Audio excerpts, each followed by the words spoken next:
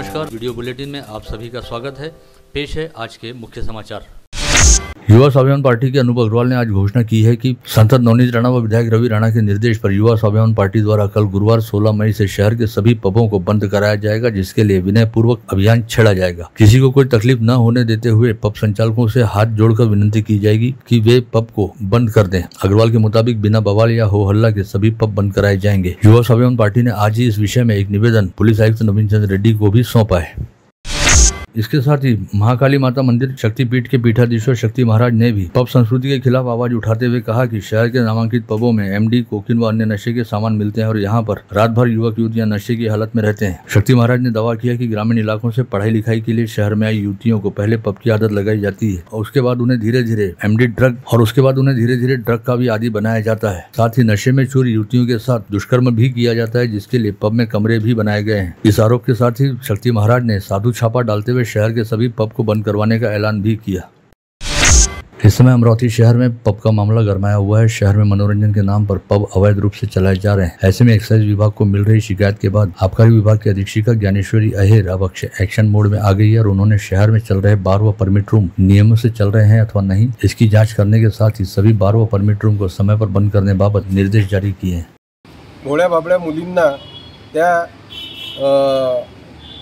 आमिष दाखवून आणि प्रलोभने दाखवून मोफत एंट्री देऊन त्या पबमध्ये बोलावण्यात येते आणि त्यांच्यासोबत दुष्कर्म सुद्धा करण्यात येत आहे। आम्ही प्रशासनाला या सर्व गोष्टीसाठी जबाबदार धरतो, कारण प्रशासनाने जर त्यांच्यावर उचित कारवाई आतापर्यंत केली असती तर या प्रकारचा पायंडा अमरावती शहरात पडलाच नसता। पण प्रशासनाच्या अधिपत्याखाली हे सर्व गैरव्यवहार या अमरावती शहरात चालू आहेत। देवी एकरदेवीचं अंबानगरीत गेल्या वर्षभरापासून पब संस्कृती सुरू झालेली आहे। हिंदू संस्कृतीला काळीमा फासून 18 वर्षातील मुली मद्यप्रशान करून रात्री 12 ते 4 वाजेपर्यंत या शहरातील पबमध्ये गोंधळ घालतात, धिंगाणे घालतात। ज्या मुलीला अभ्यासिका माहीत नाही, ज्या विद्यार्थिनीला सोमेश्वर मार्गदर्शन माहीत नाही, MPSCचे क्लासेस माहीत नाही, परंतु 10वी 11वी 12वी या तरुणींना विद्यार्थ्यांना पब कुठे आहे हे प्रामुख्याने माहीत आहे। पब संस्कृती विरोधात शिवसेना, बजरंग दल, काँग्रेस, भीम आर्मी, भीम ब्रिगेड आणि अन्य हिंदुत्ववादी संघटनांनी एल्गार केला असून मैदानात उतरलेले आहेत। या संदर्भात एक्साइज विभागाच्या अधीक्षिका ज्ञानेश्वरी अहिर मॅडम यांच्याशी आज आम्ही अर्धा ते पाऊण तास चर्चा केली की नेमकं पोलीस विभाग की एक्साइज विभाग कोण त्या पबवर आळा घालू शकतं। एक्साइजच्या SP ज्ञानेश्वरी अहिर मॅडमचं आमच्याशी संवाद करताना या बोलल्या की ज्या नियमावलीत FL3 मध्ये जे बारचं लायसन आहे त्या लायसनच्या नियमाचं उल्लंघन होत असल्यास पब व्यावसायिकांवर निश्चितपणे कारवाई होईल। जी पब संस्कृतीच्या नावाने जो नंगानाद चालू आहे, असं आज सर्व आपल्या अमरावती जिल्ह्यातील साधू संतांची ही भूमी आहे। आज साधू संत सुद्धा या सगळ्या याच्यात कालपासून शक्ती महाराज, राजेश्वर माऊली, काही भंतेजी आहे, यांनी पण आपापल्या प्रतिक्रिया याबाबत दिल्या आहे। शैक्षणिक क्षेत्रात असणारे जे प्राध्यापक लोक आहे, सिनेट सदस्य आहे, त्यांच्या सुद्धा आम्हाला प्रतिक्रिया मिळालेल्या आहे। ही पब संस्कृती अत्यंत अमरावती शहराकरिता घातक ठरलेली आहे। त्यामुळे आमचा सर्व राजकीय नेत्यांना आव्हान आहे की त्यांनी पण त्यांच्या प्रतिक्रिया आमच्यापर्यंत पाठवाव्या, जेणेकरून आम्ही त्या लोकांपर्यंत पोहोचू की याचा तुमचाही या पब संस्कृतीला विरोध आहे, असं आम्ही या मार्फत जाहीर आवाहन करतो। अमरावती शहरातील काही पब आणि जे परमिट रूम्स आहेत त्याच्याबद्दल काही तक्रार आमच्याकडे प्राप्त झालेली आहे, तर त्या तक्रारीचे शहानिशा करून आमच्या विभागाच्या अंतर्गत जे काही नियमांचं पालन केलं पाहिजे त्याची पडताळणी आम्ही आता करणार आहोत। इसके साथ ही शहर महिला कांग्रेस कमेटी ने आज विभागीय आयुक्त, जिलाधीश व पुलिस आयुक्त के नाम ज्ञापन सौंपते हुए अमरावती शहर में विगत कई दिनों से चल रहे पब व नाइट क्लब को तत्काल प्रभाव से बंद करने का ज्ञापन सौंपा है। अमरावती जिले में रुग्ण सेवा का जिम्मा संभालने वाले जिला सामान्य अस्पताल की ब्लड बैंक में अब खून की किल्लत पैदा हो गई है। साथ ही जिले की निजी ब्लड बैंकों में भी कुछ इस तरह की स्थिति रहने के चलते कई जरूरतमंद लोगों को समय पर रक्त की आपूर्ति नहीं हो पा रही। रक्त का अभाव रहने की वजह से कई शल्य क्रियाओं को स्थगित करना पड़ रहा है। इन दिनों भीषण गर्मी का मौसम रहने की वजह से रक्तदान शिविरों का आयोजन लगभग नहीं के बराबर हो रहा है, जिसकी वजह से रक्त किल्लत वाली स्थिति पैदा हुई है। ऐसे में मरीजों के लिए आवश्यक रक्त की जरूरत को ध्यान में रखते हुए स्वास्थ्य विभाग द्वारा रक्तदाताओं से बार बार रक्तदान करने का आह्वान किया जा रहा है। ई रक्त कोष पर जिले की ब्लड बैंकों में उपलब्ध रक्त की जानकारी के मुताबिक इरविन के ब्लड बैंक में 32, भरतवाड़ा के डॉक्टर वर्मा ब्लड बैंक में 20, संत गाड़गे बाबा ब्लड बैंक में 6 व पीडीएमसी के ब्लड बैंक में केवल 1 यूनिट रक्त उपलब्ध है। वहीं बालाजी ब्लड बैंक में इस समय 1 भी यूनिट ब्लड उपलब्ध नहीं है। विगत सोमवार को मुंबई के घाटकोपर में विशालकाय होर्डिंग ढह जाने की वजह से हुए हादसे में 14 लोगों की मौत होने के बावजूद अमरावती मनपा प्रशासन ने शहर में स्थित 338 होर्डिंग संचालकों पर कार्रवाई के लिए कोई ठोस कदम नहीं उठाए। ऐसे में होर्डिंग को लेकर इसी तरह की स्थिति रहने पर अमरावती में भी किसी भी वक्त घाटकोपर की पुनरावृत्ति हो सकती है। अमरावती महानगर पालिका के लिए वर्ष 2017-2018 से ही होर्डिंग का विषय काफी नाजुक बना हुआ है। इसी दौरान वस्तु व सेवा कर यानी जीएसटी लागू किया गया और उस समय 265 होर्डिंग को सम्मति दी गई थी, लेकिन होर्डिंग पर लगाए जाने वाले जीएसटी को लेकर नया विवाद पैदा हुआ था और मामला अदालत में गया था। तब से ही होर्डिंग नियमित है या अनधिकृत, इसे लेकर सवाल बना हुआ है। अमरावती शहर में मनपा की जमीनों सहित कई निजी स्थानों पर होर्डिंग खड़े किए गए, लेकिन इन होर्डिंग के कामों का अब तक स्ट्रक्चरल ऑडिट ही नहीं हुआ है, जिसे लेकर मनपा के बाजार परवाना व निर्माण विभाग के बीच समन्वय का अभाव रहने की हकीकत सामने आई है। होर्डिंग के ही संबंधित मामले को लेकर अमरावती के पूर्व पालक मंत्री सुनील देशमुख ने मनपा प्रशासन को जमकर आड़े हाथ लेते हुए कहा कि घाटकोपर वाली घटना से कुछ ही दिन पहले अमरावती में इरविन चौक स्थित ऊंची इमारत पर लगाया गया विशालकाय होर्डिंग नीचे गिर गया था, जिसमें सौभाग्य से कोई जनहानि नहीं हुई थी। लेकिन इसके बावजूद भी अमरावती के नागरिकों की सुरक्षा की दृष्टि से अमरावती महानगर पालिका और मनपा आयुक्त द्वारा कोई ठोस कदम नहीं उठाया गया, जिसका सीधा मतलब है कि ऐसी घटनाओं से अमरावती महानगर पालिका के अधिकारियों को कोई फर्क नहीं पड़ रहा, बल्कि मनपा का कामकाज ऑटो पायलट मोड यानी मनमाने तरीके से चल रहा है, जिसकी ओर स्थानीय जनप्रतिनिधियों का भी कोई ध्यान नहीं है। इसके अलावा होर्डिंग से जुड़े मुद्दे को लेकर प्रहार जनशक्ति पार्टी के शहर प्रमुख बंटी रामटेके ने मनपा आयुक्त को ज्ञापन सौंपते हुए कहा कि शहर में विज्ञापन वाले अवैध होर्डिंग को तत्काल निकालकर संबंधित के खिलाफ जल्द से जल्द कड़ी कार्रवाई की जाए, ताकि अमरावती शहर में घाटकोपर जैसी किसी घटना की पुनरावृत्ति को टाला जा सके। लोकसभा सीट हेतु अमरावती संसदीय क्षेत्र से चुनाव लड़ने वाले 37 उम्मीदवारों ने चुनावी आचार संहिता लागू होने के बाद से पूरे चुनाव में 129 लाख रुपए खर्च किए हैं, ऐसा उनके द्वारा दिए गए खर्च के आंकड़ों की जानकारी से पता चलता है। लेकिन चुनाव विभाग के शैडो रजिस्टर के मुताबिक उम्मीदवारों का खर्च 321 लाख रुपए हुआ है। इन खर्च के आंकड़ों में प्रमुख 3 उम्मीदवारों के ही खर्च को दिखाया गया है, जबकि 34 उम्मीदवारों द्वारा प्रस्तुत किया गया खर्च बराबर दर्शाया गया है। इन 37 उम्मीदवारों में से सर्वाधिक खर्च महाविकास आघाड़ी के कांग्रेस प्रत्याशी बलवंत वानखड़े व महायुति की ओर से भाजपा प्रत्याशी नवनीत राणा का है, जबकि सबसे कम खर्च निर्दलीय प्रत्याशी तारा वानखड़े द्वारा किया गया।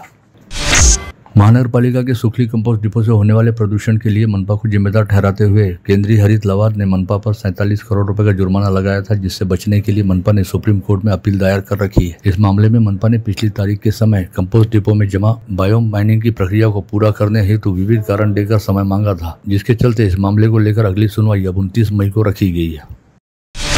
मनपा के सभी सेवानिवृत्त कर्मचारियों को 7वें वेतन आयोग की बकाया रकम की दूसरी किश्त तुरंत देने के साथ ही अपनी विभिन्न प्रलंबित मांगों को लेकर महानगर पालिका कर्मचारी व कामगार संघ की ओर से शुरू की गई अनिश्चितकालीन हड़ताल दूसरे दिन भी जारी रही। इस दौरान हड़ताली कर्मचारियों ने मनपा कार्यालय के मुख्य गेट पर अपने मांगों को लेकर नारेबाजी की, साथ ही मनपा की नीतियों का काले कपड़े धारण करते हुए निषेध जताया। कृषि उपज मंडी में विगत सोमवार से मंडी प्रशासन द्वारा मानसून पूर्व कामों की तैयारी शुरू कर दी गई है, जिसके तहत किसानों के अनाज हेतु बनाए गए शेड में रखे हुए व्यापारियों के अनाज को शेड से हटा दिया गया और इस शेड को किसानों द्वारा रखे जाने वाले अनाज के लिए खाली कराया गया। प्रतिवर्ष बारिश के सीजन दौरान फसल मंडी में खुले आसमान के नीचे रखे होने की वजह से किसानों का अनाज बड़े पैमाने पर बारिश के पानी में भीगकर खराब हो जाता है, जिसे सुरक्षित रखने हेतु यहाँ पर 4 बड़े शेड बनाए गए हैं।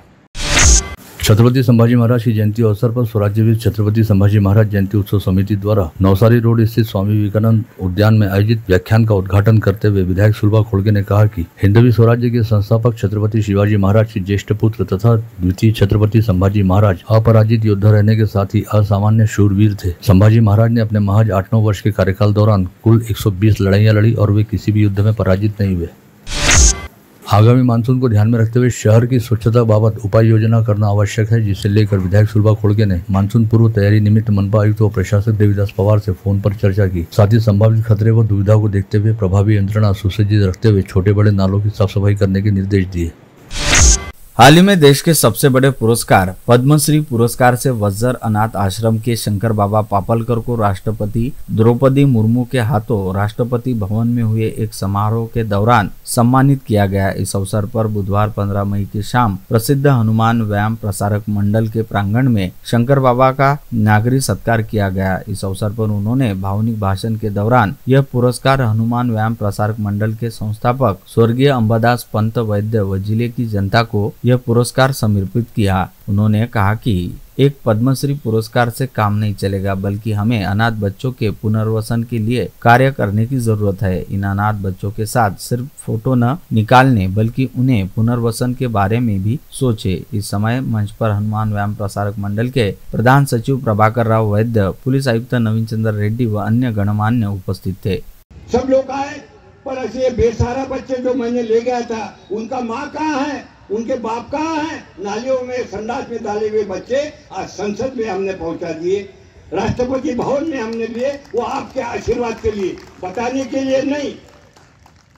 तो इसलिए जो कुछ मैं आपसे बात करना चाहता हूं कि एक पद्मश्री से कुछ नहीं होने वाला है।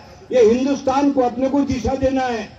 सिर्फ फोटो निकालने से नहीं हो जाता, फोटो पे खड़े रहने से नहीं हो जाता है, काम करने लगता है।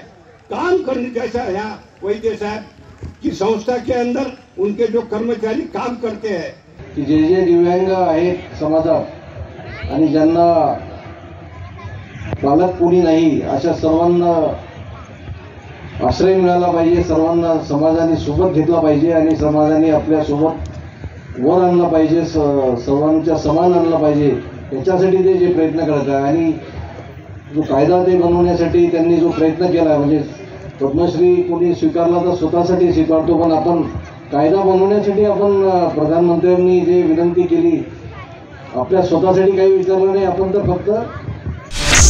युवा स्वाभिमान पार्टी द्वारा आज जिलाधीश को सौंपे गए निवेदन के माध्यम से जिले की सांसद नवनीत राणा ने कहा कि विगत दिनों अमरावती शहर से जिले में अचानक बेमौसम बारिश हुई, जिसके चलते कई स्थानों पर जनहानि होने के साथ ही पशुधन का भी नुकसान हुआ और फसलों का भी नुकसान हुआ। ऐसे में जिले में हुए नुकसान का तत्काल पंचनामा करते हुए नुकसानग्रस्त किसानों को तुरंत मुआवजा दिया जाना चाहिए।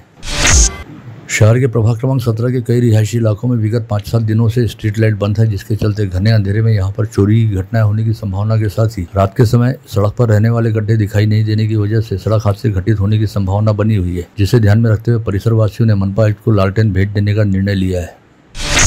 रतन इंडिया कंपनी से राख लेकर निकलने वाले वाहन महामार्गों से राख उड़ाते हुए गुजरते हैं और ट्रकों में लदी राख पर ताड़पत्री नहीं रहने की वजह से यह राख हवा में उड़कर वातावरण में घुलती है, जिसकी ओर बार बार ध्यान दिलाए जाने के बावजूद संबंधित महकमों द्वारा ऐसे वाहनों के खिलाफ कोई कार्रवाई नहीं की जा रही, जिसकी वजह से नांदगांवपेट परिसर वासियों द्वारा जिलाधीश से इस मामले में ध्यान देने की मांग की जा रही है। जल्द ही नए शैक्षणिक सत्र की प्रवेश प्रक्रिया शुरू होने वाली है, जिसके लिए कई तरह के दस्तावेजों की जरूरत पड़ती है, जिसे ध्यान में रखते हुए ऐन समय पर होने वाली भागदौड़ से बचने और सभी जरूरी दस्तावेज तैयार करने के लिए छात्र छात्राओं सहित उनके अभिभावक अभी से ही सेतु केंद्रों पर पहुंचकर आवश्यक दस्तावेज बनाने के लिए आवेदन कर रहे हैं, जिससे शहर से जिले के सेतु केंद्रों पर लोगों की भीड़ नजर आने लगी है। विद्यार्थियों की विज्ञान में रुचि बढ़ाने तथा उनके भीतर छिपे कला गुणों को उजागर करने के मकसद से Manibhai Gujarati high school, Amravati management association तथा एनडीबी इलेक्ट्रोसॉफ्ट के संयुक्त तत्वाधान में 2 से 11 मई तक मणिभाई हाई स्कूल में रोबोटिक्स शिविर का आयोजन किया गया था, जिसमें विद्यार्थियों ने विविध तरह के रोबोट बनाने का प्रशिक्षण लिया। गत रोज अमरावती शहर में लोहाना महिला मंडल का पदग्रहण समारोह संपन्न हुआ, जिसमें अध्यक्ष के तौर पर सरला तन्ना व मंत्री के तौर पर रश्मि रायचूरा ने शपथ ली। इस अवसर पर ख्यातनाम स्त्री रोग विशेषज्ञ जागृति शाह ने उपस्थित महिलाओं को संबोधित करते हुए उन्हें अपने स्वास्थ्य के प्रति जागरूक रहने का संदेश दिया। इस आयोजन में लोहाना महापरिषद की विदर्भ महिला अध्यक्ष शीलाबेन पोपट भी प्रमुख रूप से उपस्थित थी।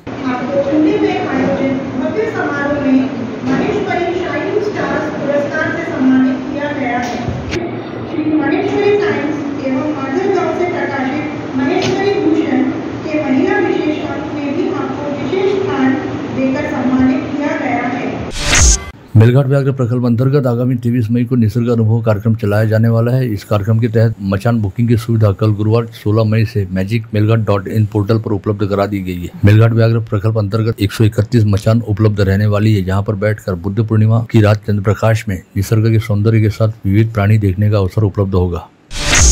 आगामी 4 जून को अमरावती संसदीय क्षेत्र में लोकसभा चुनाव हेतु विगत 26 अप्रैल को कराए गए मतदान की मतगणना होने वाली है। इस दौरान कानून व व्यवस्था की स्थिति बनाए रखने हेतु शहर पुलिस आयुक्तालय की विशेष शाखा द्वारा प्रतिबंधात्मक आदेश जारी किए गए। फ्रेजरपुरा पुलिस थाना अंतर्गत विगत 29 अप्रैल को मंगलधाम स्थित बालाजी नगर परिसर में रहने वाले मां बेटे को उनके पड़ोस में रहने वाले व्यक्ति ने मौत के घाट उतार दिया था। इस दोहरे हत्याकांड के आरोपी को अमरावती शहर पुलिस के सीआईयू पथक ने महज 3 घंटे में गिरफ्तार कर लिया था, जिसके चलते शहर पुलिस आयुक्त नवीन चंद्र रेड्डी के हाथों सीआईयू पथक के एपीआई महेंद्र इंगले सहित पुलिस कर्मियों का प्रमाण पत्र देकर सम्मान किया गया। गत रोज ताजनगर नंबर 2 परिसर स्थित डीपी में अचानक आग लगी, जिससे पूरे परिसर में हड़कंप मच गया। इस समय एमआईएम के महासचिव अब्दुल हमीद ने फायर ब्रिगेड के दल पहुंचने से पहले ही परिसर में रहने वाले लोगों के साथ मिलकर आग पर काबू पाने के लिए रेत फेंकना शुरू किया, जिससे आग पर काबू पाया गया।